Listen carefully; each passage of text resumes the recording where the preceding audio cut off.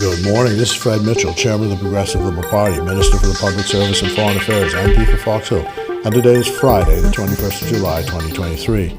My apologies for the lateness of the post that I made 2 days ago. Crossing the time boundaries is the best I can say.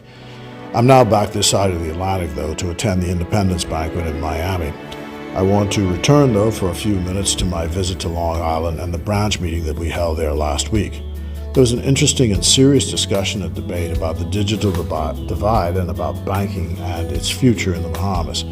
As you know, I'm a relentless critic of the Central Bank of the Bahamas and how it has allowed communities like Long Island to be debanked. But Scotiabank and some Bahamian entrepreneurs are exploring agency banking as a solution where an agent provides all the banking services, but that seems long in coming. What is needed is some instant solution where cash can be available to people in these islands. But a young man who was at the meeting, who represented Canoe at the meeting, stated the cause for the other side, or the case for the other side, sorry.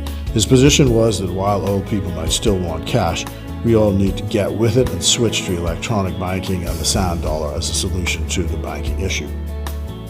I'm against a cashless society. I argued what we need is choice, not abolishing the instruments we have at our disposal now. And I recall how within the last month, Scotiabank customers could not access their telephone or internet banking services because there was a complete shutdown of their systems. And then I had the recent experience of being inconvenienced by British Airways and American Airlines because they couldn't find a record of the ticket that I had paid for in their system, and there was no human being who could intervene to solve the problem.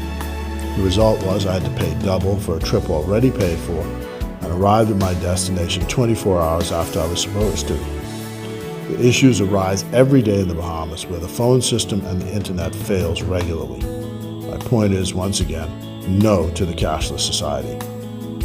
Okay, there is once again, I'm switching gears now, a lively discussion about immigration policy with the news that there was a parole of non-nationals interdicted at a work site in Nassau.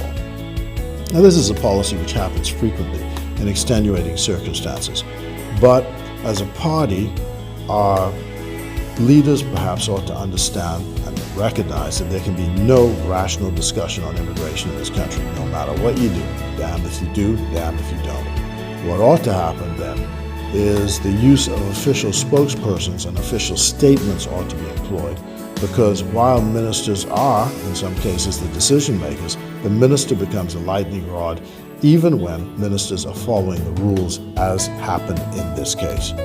It's not the minister, it's the rules then that absorb the heat. Just a bit of advice. Enough said. So, God bless you. God bless the Commonwealth of the Bahamas.